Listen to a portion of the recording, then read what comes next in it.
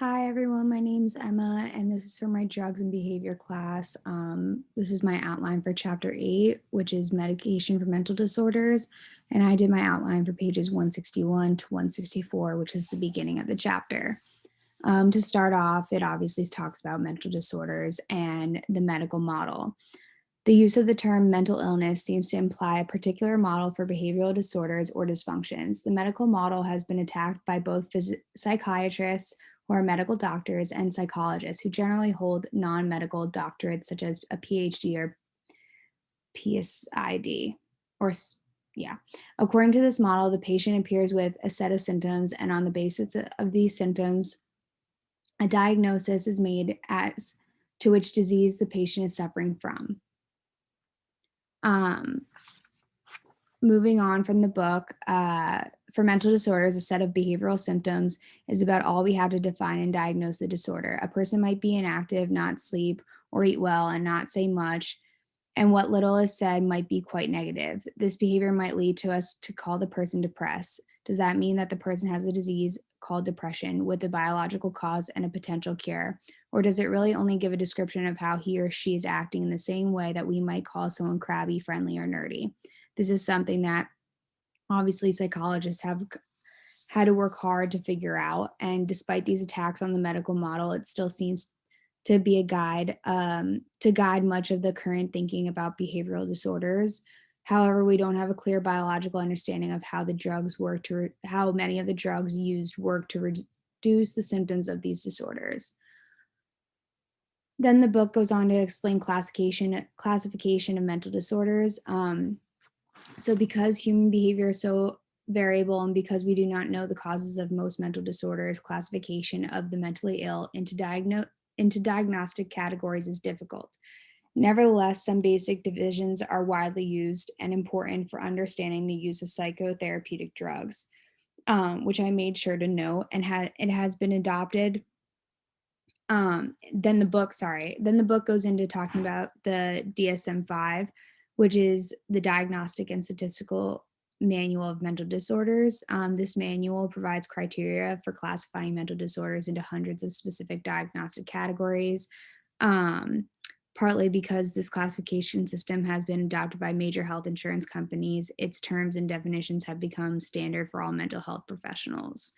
Um, af- I put this in this section, but at the end of page 164, the DSM-5 is put into like a box in the book. And so I just listed those out as specific phobias: social anxiety disorder, panic disorders, agoraphobia, generalized anxiety disorder, which the book explains in intense detail. But moving on to classification of mental disorders, the book talks about anxiety disorders.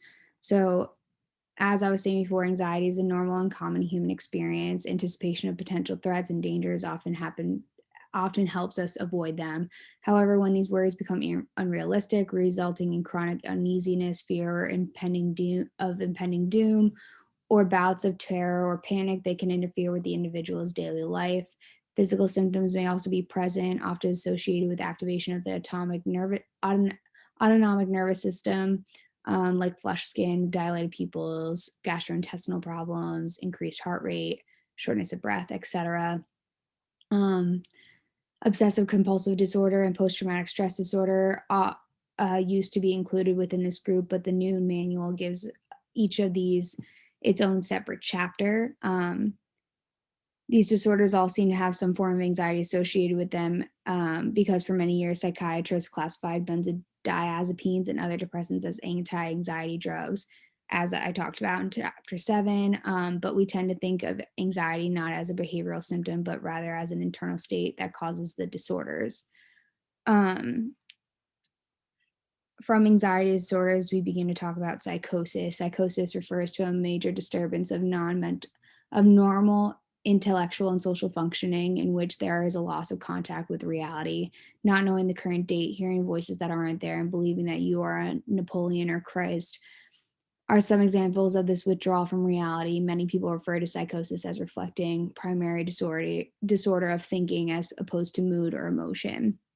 Psychotic behavior may be viewed as a group of symptoms that can have many possible causes. One important function is between the organic psychosis and the functional psychosis, which I noted in this outline. The organic disorder is one that has a known physical cause. Psychosis can result from many things, including brain tumors or infections.